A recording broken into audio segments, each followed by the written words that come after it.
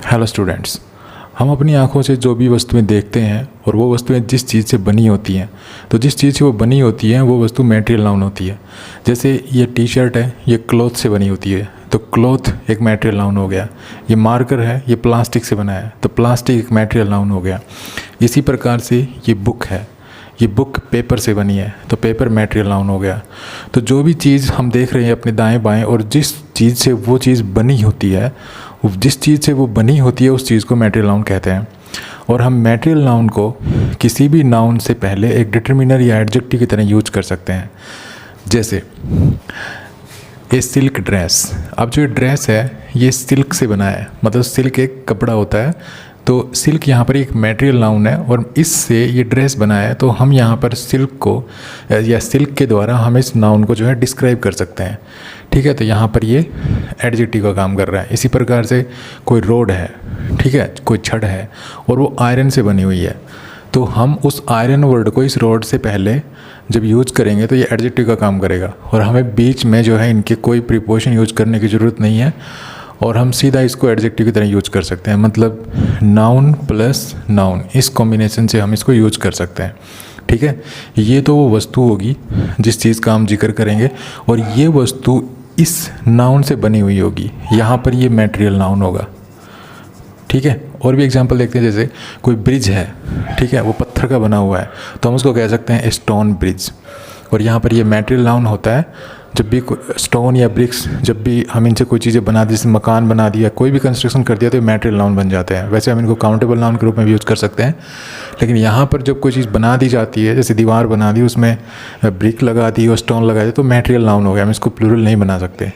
ठीक है, तो कोई ब्रिज है वो पत्थर से बना हुआ है, तो ये मटेरियल नाउन हो गया। इससे पहले हम ऐसे में हम कि जो मटेरियल नाउन है उसको, जिस चीज़ का हम जिक्र कर रहे हैं उससे पहले जो है, मतलब जो चीज़ उससे बनी हुई है उससे पहले हम एडजेक्टिव की तरह इस प्रकार यूज कर सकते हैं। देखिए यहाँ पर भी कोई प्रीपोजिशन नहीं है। ठीक है, इसी प्रकार से लेदर जैकेट, कोई जैकेट है वो लेदर से बना हुआ है, तो हम लेदर को उस नाउन से पहले एडजेक्टिव की तरह यूज कर सकते हैं और कह सकते हैं लेदर जैकेट। इसी प्रकार से कोई रिंग है, रिंग मीन्स अंगूठी, वो रिंग जो है गोल्ड की बनी हुई है, तो हम कह सकते हैं एक गोल्ड रिंग। ठीक है, गोल्डन रिंग नहीं कहेंगे, गोल्ड रिंग। जो मटेरियल नाउन है वो इससे पहले लगाएंगे, वो एडजेक्टिव का काम करेगा। यहाँ पर जितने भी डिटरमिनर्स हैं, मैंने लास्ट वीडियो में बताई थी ये बात, ये जो डिटरमिनर है, ठीक है। और जैसे एक चीज़ और देखिए, यहाँ पर मैं एक चीज़ आपको इस और क्लियर करता हूँ, ये भी काफ़ी इम्पोर्टेंट पॉइंट है जो आपको पता होना चाहिए। देखिए यहाँ पे मान लीजिए कोई नाउन है, ठीक है, और यहाँ पे एक डिटरमिनर है, यहाँ पे कोई डिटरमिनर है मान लीजिए, और यहाँ पे नाउन है। ठीक है, अब यहाँ पे जो भी नाउन होगा, मान लीजिए यहाँ पे भी नाउन है और ये नाउन पॉजिटिव केस में नहीं है। ठीक है, पॉजिटिव केस में नहीं है, जैसे ये है ना, ऐसे ही है ये, तो ये जो डिटरमिनर होगा ये इस नाउन के साथ होगा। ठीक है, इंपॉर्टेंट पॉइंट है ये। तो यहाँ पे जो ए है ये इस ड्रेस के साथ है, ठीक है, एन है ये रोड के साथ है, और ए है ये इस जैकेट के साथ है, ये ए है ये ब्रिज के साथ है, और ए है यहाँ पे ये रिंग के साथ है। ओके, लेकिन अगर ये नाउन पॉजिटिव केस में है, ये नाउन मान लीजिए पॉजिटिव केस में है, तो ये जहाँ ये जो डिटरमिनर होगा, ठीक है, और इसके बाद जो नाउन होगा, ये डिटरमिनर इस पॉजिटिव एडजेक्टिव वाले नाउन के साथ होगा, ना कि इसके साथ होगा। ठीक है, ये इंपॉर्टेंट पॉइंट है जो पता होना चाहिए। तो इस तरह से जो भी वस्तु जिस वस्तु से बनी होती है, तो जिस वस्तु से वो बनी होती है उस नाउन को हम जिस वस्तु का जिक्र कर रहे हैं, तो उस वस्तु के से पहले हम उसको एडजेक्टिव की तरह यूज कर सकते हैं, जैसे आप ये एग्जांपल देख रहे हैं। ठीक है, लेकिन कई बार क्या होता है कि मटेरियल नाउन को कुछ मटेरियल नाउन्स की एडजेक्टिव फॉर्म भी होती है, तो ऐसे में हम उसको जो है मेटाफोरिकली यूज करते हैं, लेकिन वास्तव में वो मटेरियल नाउन होता नहीं है। जैसे देखिए एक गोल्ड वॉच, ठीक है, यहाँ पर तो जो वॉच है वो गोल्ड की है, ये आपके क्लियर हो रहा है कि सोने की घड़ी है ये, ठीक है, जो सोने से बनी हुई है। लेकिन यहाँ पर अगर हम कहीं गोल्डन मेमोरीज, तो यहाँ पे देखिए मेमोरीज है, अब मेमोरीज जो है वो गोल्डन है, गोल्ड नहीं है, गोल्डन है। अब गोल्डन को जैसे सोने की क्या क्वालिटी होती है, वो बहुत ही सुंदर होता है, सुनहरी होता है। तो यहाँ पर ये मेटाफोरिकली यूज हो रहा है, मेमोरीज कैसी हैं, बहुत ही सुंदर हैं, ठीक है, बहुत ही सुनहरी हैं। इसी प्रकार से सिल्क स्टॉकिंग्स, जो स्टॉकिंग्स हैं वो सिल्क से बनी हुई है। ओके, सिल्क मीन्स रेशम होता है, तो यहाँ पर ये मटेरियल नाउन है।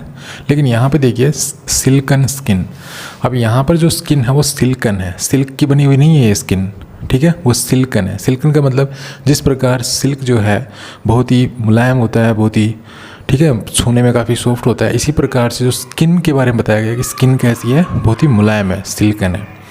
इस प्रकार देखिए लीड पाइप, पाइप कैसा है, लीड का बना हुआ है, ठीक है। लेकिन अगर हम कहें लेडन स्काई तो इसका मतलब होगा बहुत ही ग्रे स्काई, डिप्रेसिंग स्काई। इसी प्रकार से ए स्टोन रूफ, ठीक है, छत है जो पत्थर की है। अब अगर हम कहें स्टोनी साइलेंस तो देखिए ये स्टोन है जो पत्थर, जो इसका मतलब है पत्थर, ठीक है, और रूफ किसकी बनी हुई है, पत्थर की। लेकिन स्टोन की एडजेक्टिव फॉर्म होती है स्टोनी, ठीक है। तो साइलेंस है वो स्टोन की बनी हुई नहीं है, वो स्टोनी है। स्टोनी का मतलब जिस प्रकार से स्टोन हार्ड होता है, कठोर होता है, बिल्कुल सख्त होता है, इस प्रकार से हम बता रहे हैं कि जो साइलेंस थी वो बहुत ही हार्ड थी, मतलब कंप्लीट साइलेंस थी। चलिए अब इन फ्रेजेस को देखते हैं। तो फर्स्ट फ्रेज है, देखिए चिल्ड्रंस क्लोथ्स। अब यहाँ पे ये चिल्ड्रन नाउन है, क्लोथ्स भी नाउन है, ठीक है। तो इसका मतलब क्या हुआ कि जो क्लोथ्स हैं वो चिल्ड्रन के हैं, मतलब इन क्लोथ्स को यूज करने वाला कौन है, चिल्ड्रन। तो इस तरह से जो यूज कर रहा हो, ठीक है, जिस वस्तु को कोई यूज कर रहा हो, मतलब जिस वस्तु का कोई यूजर हो, तो अगर उस यूजर को आप डिटर्मिनर को एडजेक्टिव बनाते हैं किसी नाउन का, उस नाउन का जिस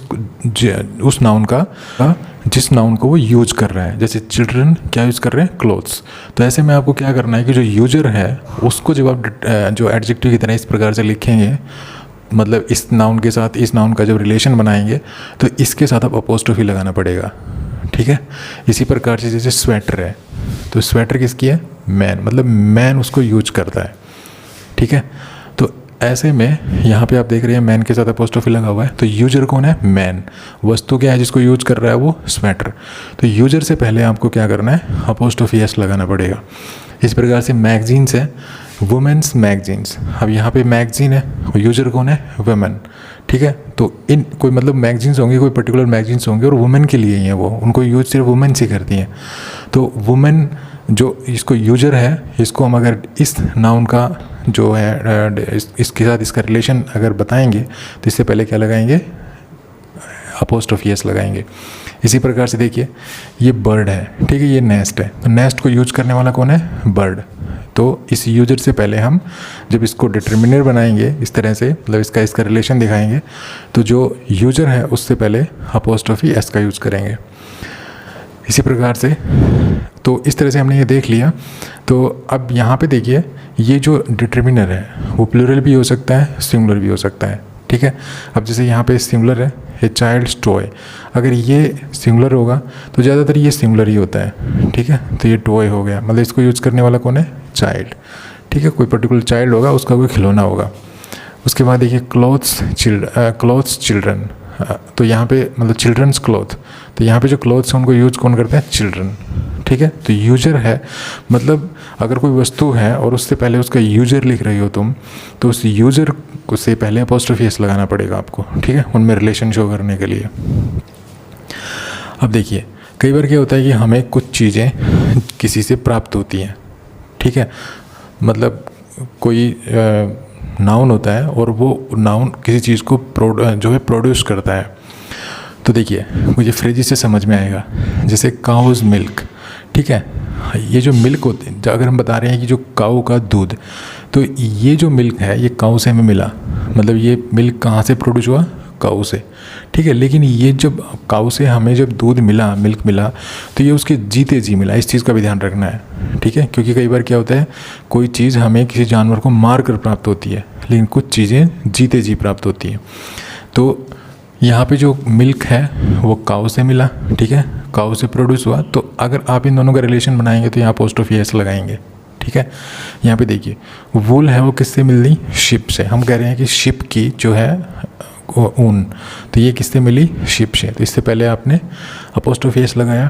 ऊन भी हमें किसी भी जानवर को बिना मारे ही मिल जाती है, जीते जी मिल जाती है। इस प्रकार से ए हैंस एग, एग किससे मिला, हैन से, ठीक है। लेकिन इसके लिए भी जो है हैन मरती नहीं है, इसको मारना नहीं पड़ता है, तो अपोस्ट्रोफी एस लगाएंगे, ठीक है। इसके ये अपवाद है, एक्सेप्शन है इसके, ये इनको ध्यान रखना। हॉर्स हेयर और जो कैमल हेयर हम लिखते हैं तो इनके साथ अपोस्ट्रोफी एस नहीं लगाती हैं, एक्सेप्शन से। तो जब भी हमें कोई वस्तु किसी जानवर से उसको बिना मारे प्राप्त होती है तो उस वस्तु का और उस जानवर का रिलेशन बनाने के लिए, ठीक है, मतलब कोई वस्तु होगी और उससे पहले जिस जानवर से वो हमें प्राप्त हुई है वो जानवर हम एडजेक्टिव के रूप में लिखेंगे, मतलब उसको डिटर्मिनर के रूप में लिखेंगे। तो जिस नाउन से वो, जिस मतलब जानवर से वो प्राप्त हुई है, हमें किसी से भी मिली हो जो मतलब प्रोड्यूस करने वाला है, उसके साथ आपको अपोस्ट्रोफी एस लगाना पड़ेगा, जैसे यहाँ पे इनमें लगाया गया है। ठीक है, ये एक्सेप्शन इनको याद रखना। लेकिन कुछ चीज़ें ऐसी होती हैं कि जो किसी जानवर को या जो भी प्रोड्यूसर होता है, मतलब जो भी प्रोड्यूस करने वाला होता है, उसको मारना पड़ता है और उसको मारकर ही हमें ये मिलता है। तो सबसे ईजी एग्जांपल जैसे चिकन सूप हो गया। ठीक है, मान लीजिए कोई सूप है और वो चिकन का है। अब चिकन का सूप कब होगा? मुर्गे को या कोई भी मुर्गी का बच्चा वगैरह उसको मारा जाएगा पहले, फिर उसको वो बॉयल किया जाएगा, फिर वो सूप बनता है। तो इसके लिए जब ये सूप हमें प्राप्त हुआ है इस चिकन से, तो चिकन को मारना पड़ा। ठीक है, यहाँ पर तो जीते जी मिल रही थी ये चीज़ें, लेकिन यहाँ पे सूप कहाँ से प्रोड्यूस हुआ? चिकन से। चिकन को हमें मारना पड़ेगा तब सूप मिलेगा। तो यहाँ पे आपको अपोस्ट्रोफी एस लगाने की ज़रूरत नहीं है, आप सीधा लिख दें चिकन सूप। फ़र है, अब फ़र को जब आप फॉक्स से प्राप्त करोगे तो फॉक्स को मारना पड़ेगा, तो यहाँ पे कोई अपोस्ट्रोफी एस लगाने की ज़रूरत नहीं है, फॉक्स फ़र। इसी प्रकार से देखिए काफ स्किन, जब भी किसी बछड़े की या कोई भी पशु का कोई जानवर उसकी खाल जब उतारते हैं, ठीक है, तो वो स्किन हमें उसकी प्राप्त कब होगी? जब उसको मारा जाएगा। ठीक है, तो जब इन दोनों का रिलेशन आप बनाएंगे, मतलब जिस जानवर से हमें कोई चीज़ प्राप्त हुई है उसको जब आप इस तरह से डिटर्मिनर के रूप में लिखेंगे तो उससे पहले आपको अपोस्ट्रोफी लगाने की ज़रूरत नहीं है। इसी प्रकार देखिए टोर्टोइज शैल, जब शैल हमें कहाँ से मिली? टोर्टोइज से। ठीक है, लेकिन टोर्टोइज की शैल कब मिलेगी? जब टोर्टोइज को मारा जाएगा। ठीक है, उसको मारा जाएगा फिर वो हमें शैल मिल सकती है। तो इस यहाँ पर भी जब दोनों का रिलेशन बनाएंगे तो कोई अपोस्ट्रोफी एस लगाने की ज़रूरत नहीं है।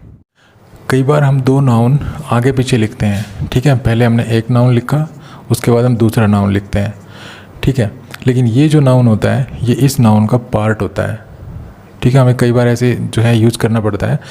तो हमेशा याद रखिए कि मान लीजिए ये कोई पार्ट है, ठीक है, वो इसका पार्ट है, ये पार्ट है, ठीक है, और ये वो नाउन है। तो आपको कैसे लिखना है? देखिए, अगर ये नाउन कोई लिविंग थिंग है तो आपको इसके साथ अपोस्ट्रोफी एस लगाना पड़ेगा। ठीक है, ये अगर कोई लिविंग थिंग है तो आपको इस पार्ट से पहले इस नाउन के साथ अपोस्ट्रोफी एस लगाना पड़ेगा। जैसे देखिए ए मैन्स लेग, तो यहाँ पे लेग मतलब एक आदमी की टांग। ठीक है, तो ये जो लेग है ये पार्ट हो गया, एक मैन का पार्ट हो गया, तो ये तो हो गया पार्ट। ठीक है, किसका पार्ट है? मैन का। मैन कैसा होता है? एक लिविंग थिंग होती है, तो इसके साथ आपको अपोस्ट्रोफी एस लगाने की ज़रूरत पड़ेगी। ठीक है, इसी प्रकार देखिए ट्रंक है, किसका पार्ट है? एलिफेंट का। एलिफेंट एक लिविंग थिंग है तो अपोस्ट्रोफी एस लगाना पड़ेगा। इसी प्रकार से देखिए हार्ट है, किसका हार्ट है? शिप का। तो शिप कैसा है? एक लिविंग एक एनिमल होता है ये, तो इसके साथ भी आपको अपोस्ट्रोफी एस लगाना पड़ेगा। तो इस तरह जब भी हम दो नाउन ऐसे लिखते हैं, आगे पीछे लिखने पड़ते हैं हमें कई बार ऐसे नाउन, तो और ये जो दूसरा जो नाउन है वो इस नाउन का पार्ट हो मान लीजिए। ठीक है, तो इसके साथ आपको अपोस्ट्रोफी एस लगाना पड़ेगा अगर ये लिविंग थिंग है। लेकिन अगर ये नॉन लिविंग थिंग है तो आपको अपोस्ट्रोफी एस लगाने की ज़रूरत नहीं है। अब देखिए लेग है, किसकी लेग है? टेबल की। तो टेबल एक नॉन लिविंग थिंग होती है तो इसके साथ आपको अपोस्ट्रोफी एस लगाने की ज़रूरत नहीं है। इस प्रकार यहाँ देखिए एक कार डोर, तो यहाँ पे डोर है, ये पार्ट किसका है? कार का। तो कार एक कैसी है? नॉन लिविंग थिंग है, तो इसके साथ भी आपको अपोस्ट्रोफी एस लगाने की ज़रूरत नहीं है। Thanks for watching this video. Happy learning. Bye bye.